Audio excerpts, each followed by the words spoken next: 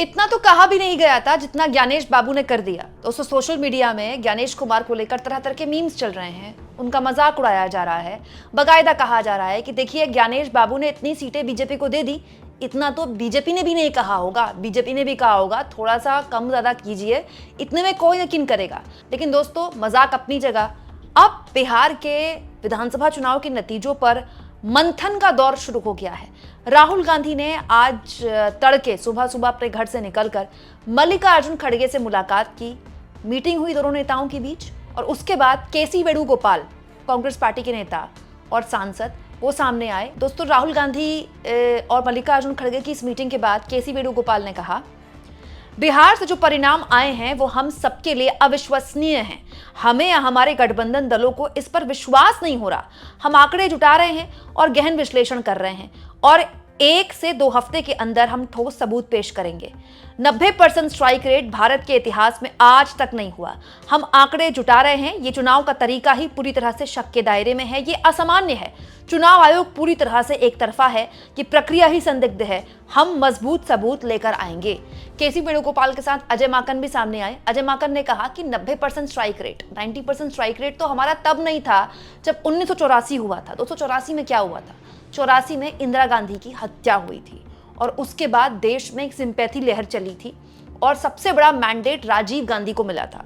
मतलब वो मैंडेट आज तक उसका कोई मुकाबला नहीं कर पाया। राजीव गांधी का जो मैंडेट था वो इसलिए था क्योंकि वो ऐसा चुनाव था जिसमें पूरा विपक्ष साफ हो गया। क्यों? क्योंकि भाई एक लहर चली ना कि भाई इंदिरा गांधी की जिस तरह से हत्या हुई, मतलब वो सब कुछ, उससे पहले ऑपरेशन ब्लू स्टार हुआ था, तो बहुत कुछ देश के सामने हुआ था। ऐसा कभी नहीं हुआ दोस्तों। वो देश में आज़ाद भारत के इतिहास में पहली बार था कि किसी सिटिंग पीएम की हत्या हो जाए। तो उस वक्त इस तरह की लहर चलना स्वाभाविक था। अब कांग्रेस पार्टी ये कह रही है कि जब स्वाभाविक था कि 90% स्ट्राइक रेट होना चाहिए था, तब तो हमारा नहीं था 84 में, और अब ये तो अस्वाभाविक है। ये कैसे हो सकता है? हम इसको मानने से इनकार करते हैं। अब दोस्तों कांग्रेस पार्टी ने ये भी कहा है कि उनके गठबंधन के साथी भी इसको असामान्य मानते हैं कि हफ्ते 1.5 हफ्ते में इस पर विश्लेषण किया जाएगा और सबूत पेश करेंगे।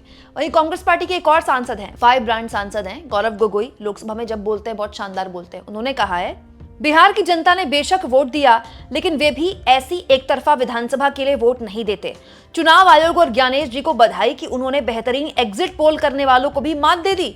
एग्जिट पोल के वोट शेयर और विभिन्न दलों के अंतिम वोट शेयर को देखें तो ज्यादा फर्क नहीं पड़ता। ये इस बात की ओर इशारा करता है कि चुनिंदा सीटों पर सेलेक्टिव वोट चोरी विधानसभा के अंतिम नतीजों में भारी अंतर ला सकती है। मीडिया विपक्ष से सवाल पूछता रहेगा और आसान जवाब ढूंढता रहेगा, लेकिन चुनाव आयोग से असली सवाल नहीं पूछेगा। इस बीच विपक्षी दल भारत के लोकतंत्र और उसके संविधान की रक्षा के लिए सच्चाई का पता लगाने की कोशिश करते रहेंगे। गौरव गोगोई ने कहा है कि ये जो चुनावी नतीजे आए तो एग्जिट पोल से भी आगे निकल गए। अमित शाह कुछ दिन पहले एक इंटरव्यू में बता रहे थे कि एनडीए को 160 सीटें आएंगी। वो उनके अनुमान से भी आगे निकल गए। मतलब अमित शाह ने जो दावा किया था, नतीजे उससे भी आगे निकल गए। होने को देखिए दोस्तों, कुछ भी हो सकता है। बिहार की जमीन पर कोई लहर चल रही थी, कोई सुनामी आ रही थी कि लोग पकड़ नहीं पाए, हो सकता है। देखिए बिहार में कांटे का मुकाबला है, सब बोल रहे थे। बिहार में एनडीए को एज है, ये भी सब बोल रहे थे। लेकिन ऐसी लैंडस्लाइड विक्ट्री, देखिए ऐसी लैंडस्लाइड विक्ट्री तो तब होती है जब हर दूसरा आदमी खड़े होकर बोले नीतीश कुमार को सीएम बनाना है।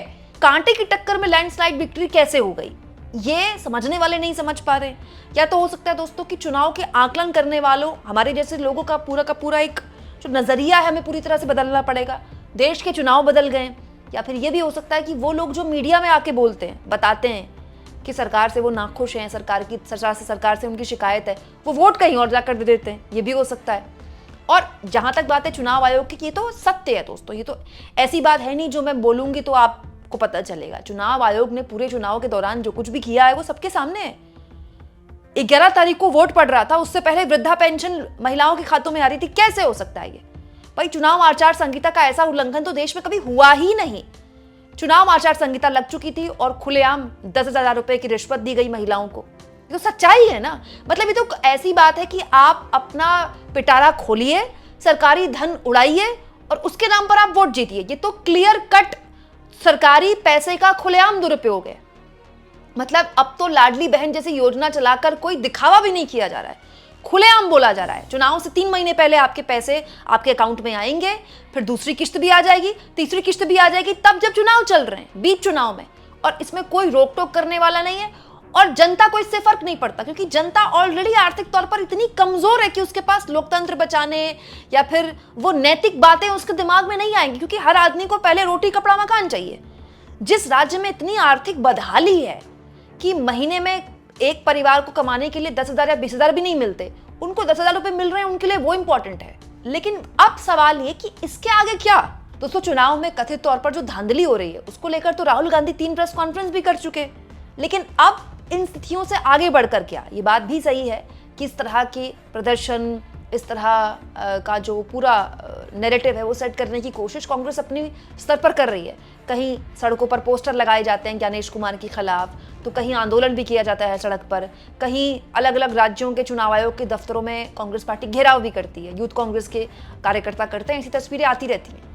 पर सवाल ये दोस्तों कि इसके आगे क्या विकल्प, क्या है आपके पास।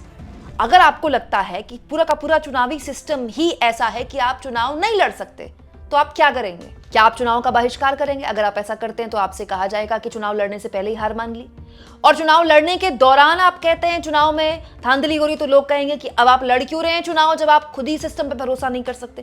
ये बड़ी उहापोह की स्थिति है, अजीबोगरीब स्थिति है। हालांकि दोस्तों, जो स्थितियां आगे बढ़ रही हैं, सुनने में ये भी आया था कि इस महीने के अंत तक कोई बड़ा आंदोलन खड़ा किया जा सकता है और रामलीला मैदान में एक बहुत बड़ी रैली की जा सकती है, जिसमें इंडिया गठबंधन के तमाम नेता होंगे, ममता बनर्जी होंगी, एमके स्टालिन को बुलाया जाएगा, विपक्षी गठबंधन के जितने बड़े चेहरे हैं उनको बुलाया जाएगा, अखिलेश यादव की मौजूदगी होगी, क्योंकि ये संसद में बड़ी भूमिका अपनाते हैं। कांग्रेस पार्टी दूसरे नंबर की पार्टी है, फिर अखिलेश यादव, फिर ममता बनर्जी, फिर एमके स्टालिन। लेकिन इसके बाद क्या? ये एक ऐसी चीज है जिस पर एकमत होकर विपक्ष को न केवल सोचना पड़ेगा बल्कि एक रणनीति के तहत काम करना पड़ेगा। लेकिन ये तब जब विपक्ष 100% श्योर हो जाए कि उसने पूरी मेहनत की है जमीन पर। ये भी विपक्ष को समझना पड़ेगा कि जमीन पर 100% मेहनत करके अगर आप हाथ मलें कि हमने पूरी मेहनत की, लेकिन नतीजे हमारे पक्ष में नहीं थे, क्योंकि सिस्टम हमारे पक्ष में नहीं है। ये बात भी सच है दोस्तों कि विपक्ष जो लड़ाई लड़ रहा है, ये कोई आसान लड़ाई नहीं है। ये इस तरह की लड़ाई नहीं है जो आज से पहले कभी लड़ी गई। सिस्टम आपके खिलाफ है, पैसा आपके पास है नहीं, क्योंकि सरकारें आपके पास है, कहीं राज्यों में है नहीं। सारा देश की सबसे धनी जो पार्टी है वो बीजेपी है, ठीक है। पूरा का पूरा संगठन उसके पास है, उसके पास आरएसएस है, चुनाव आयोग केवल उसकी सुनता है और मीडिया उसकी तलवे चाटती है। तो ऐसे हालात में ऑलरेडी बीजेपी कोई भी चुनाव लड़ती है तो वो काफी अपर हैंड के साथ चुनाव लड़ती है, उसके पास इतनी सारी चीजें ऑलरेडी हैं। लेकिन वही बात है कि इसका आगे क्या है, मतलब केवल सवाल उठाना, सबूत पेश करना, आगे क्या, इसका ये किधर किधर और ले जा रहा है देश को, इसका जवाब भी तो हमको कहीं ना कहीं किसी से हासिल होना ही चाहिए ना। आपको क्या लगता है दोस्तों, विपक्ष को क्या करना चाहिए? कमेंट बॉक्स में जरूर लिखें और जितना हो सके चैनल को शेयर भी करें और सब्सक्राइब भी।